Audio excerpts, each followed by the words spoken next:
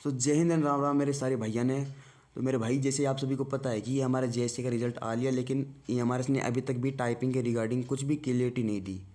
यहाँ तक कि हमने आरटीआई भी लगाया, लेकिन आरटीआई में भी उन्होंने कुछ इस इतना क्लियर नहीं किया जो नोटिफिकेशन में लिख रखा था वैकेंसी के नोटिफिकेशन में, कि आपकी टाइपिंग 20 नंबर की होगी, 35 वर्ड पर मिनट आपकी इंग्लिश में, 30 वर्ड पर मिनट आपकी हिंदी में। सेम ऐसा का ऐसा उठा के यहाँ पर आरटीआई की रिप्लाई में इन्होंने चिपका दिया है। मतलब कुछ इन्होंने आरटीआई का मतलब छोड़ा ही नहीं। देखो आरटीआई का मतलब क्या होता है कि कुछ हटकर इनको जानकारी चाहिए। जो दे रखा है कैंडिडेट, जो पूछ रहा है, वो इनको चीज़ें देनी चाहिए थी, लेकिन इन्होंने तो भैया क्वेश्चन तो पढ़े नहीं कि कैंडिडेट ने क्या पूछ रहा है। उन्होंने पूछा बैक स्पेस अलाउ होगा, हाईलाइट हो गए या नहीं होंगे, इन्होंने ये सब तो पढ़ा नहीं, बस उठा कि वही सेम का सेम यहाँ पर कॉपी पेस्ट वाला सीन कर दिया।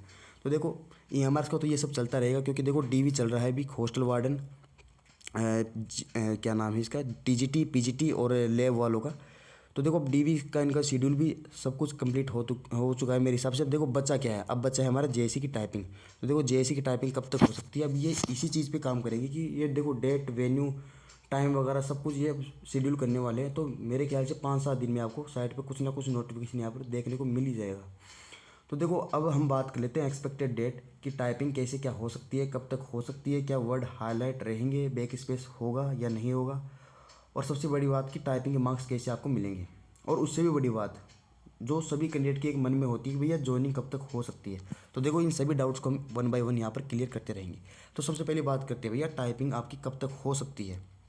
तो देखो टाइपिंग के रिगार्डिंग मैं पहले ही बता दूं, ये कोई ऑफिशियल जानकारी नहीं है। अभी तक भी साइट पर कोई भी ईएमआरएस ने टाइपिंग के रिगार्डिंग कुछ भी इन्फॉर्मेशन नहीं दी है। हालांकि रिजल्ट के जो पीडीएफ थी उनमें शायद पॉइंट नंबर 2 या 3 पर उन्होंने लिख रखा था कि शॉर्टली हम आपको थोड़े दिनों में जानकारी दे देंगे, एज सुन एज पॉसिबल। लेकिन देखो रिजल्ट हमारा आया था 24 जैन को, 21 जैन को, 24 जैन को, और आज हो गई भाई हमारी 1 तारीख, 1 फरवरी। लगभग हो गया भाई 7-8 दिन। तो भैया 7-8 दिनों में अभी तक इन्होंने कुछ भी अपडेट नहीं दिया, क्योंकि देखो ये डीवी का जो शेड्यूल चल रहा था हॉस्टल वार्डन वगैरह का, उनमें ये बिजी था। तो अब इनका शेड्यूल वगैरह सब हो लिया, और इनके जो डीवी है कुछ कैंडिडेट के बच रहे हैं, कुछ लोगों के हो गए, ऐसा सीन चल रहा है। तो बस ये हमारा थोड़ा फ्री है। तो अभी देखो जैसे कि जो टाइपिंग शेड्यूल है इस पर ये थोड़ा फोकस करने वाला है। तो अब बात करते हैं भैया इसका नोटिफिकेशन, जो मैंने अभी बताया कि 5-7 दिन में आपको साइट पर देखने को मिल जाएगा। अच्छा बात करिए टाइपिंग आपकी कब तक हो सकती है। तो देखो भाई मेरे ख्याल से as per my opinion typing हो सकती है भैया आपकी फरवरी के 2nd और 3rd वीक में। यानी 2nd वीक मान के चलो, 2nd और 3rd वीक के बीच में होगी। यानी 14 से लेकर 21 फरवरी आपको टारगेट मान के चलना है। हालांकि जिस दिन मैंने रिजल्ट के बारे में बताया था उस दिन मैंने आपको बताया था कि भाई 15 फरवरी को आपको टारगेट मान के चलना है।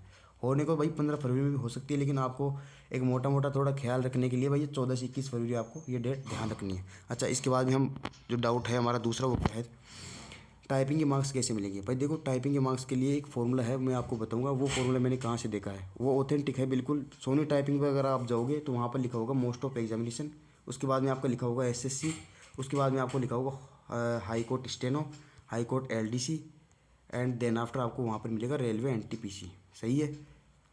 अगर आप खुद देना चाहते हो या खुद देखना चाहते हो कि कैसे क्या ये फॉर्मूला वर्क करता है, तो एक बार आप सोनी टाइपिंग से, मेरे ख्याल से देखो most of the candidate 2 he platform में टाइपिंग है, तो सोनी टाइपिंग ट्यूटर और एक ऑनलाइन प्लेटफॉर्म है जिसका नाम है भाई टाइपिंग बाबा, बहुत ही फेमस है और बहुत ही जेन्युइन और ऑथेंटिक इनका कंटेंट रहता है।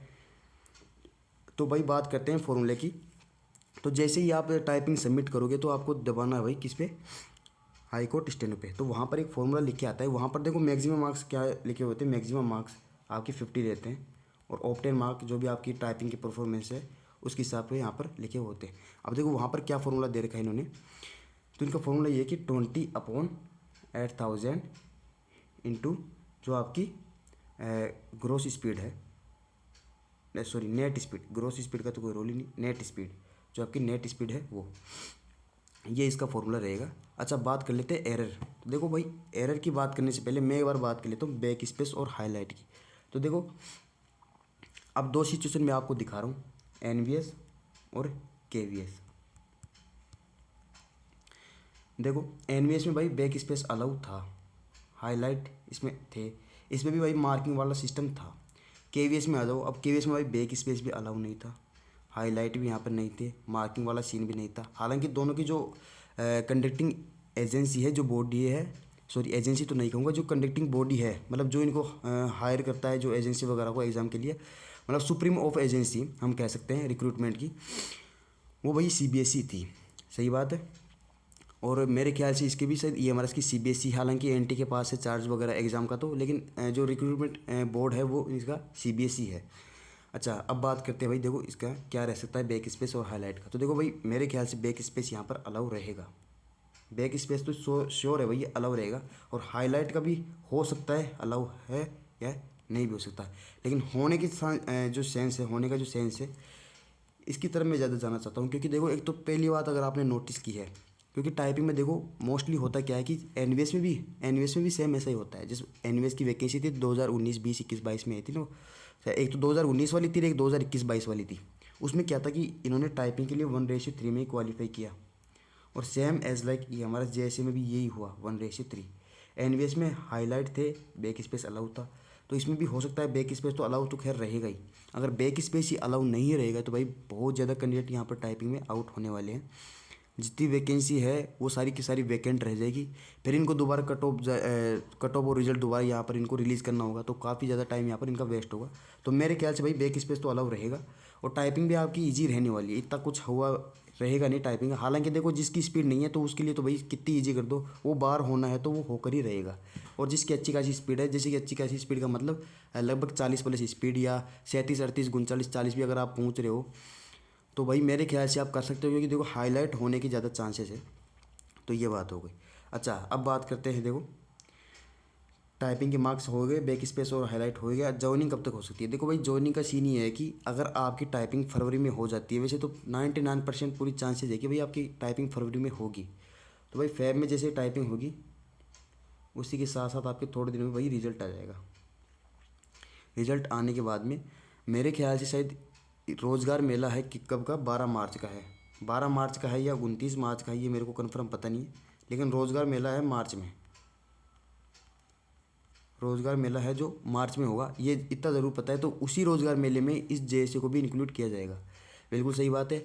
इनको भी जो सिलेक्टेड कैंडिडेट हैं उनको यहाँ पर रोज़गार मेले में इनको जॉइनिंग लेटर यहाँ पर डिस्ट्रीब्यूट कर दिए जाएंगे। तो आज की वीडियो में ये सब था। तो अगर आपको अच्छा लगा है तो भाई वीडियो को लाइक करें, और चैनल को अगर पहली बार है तो भाई चैनल को सब्सक्राइब करें। मिलते हैं नेक्स्ट वीडियो में, तब तक के लिए टेक केयर, बाय, जय हिंद।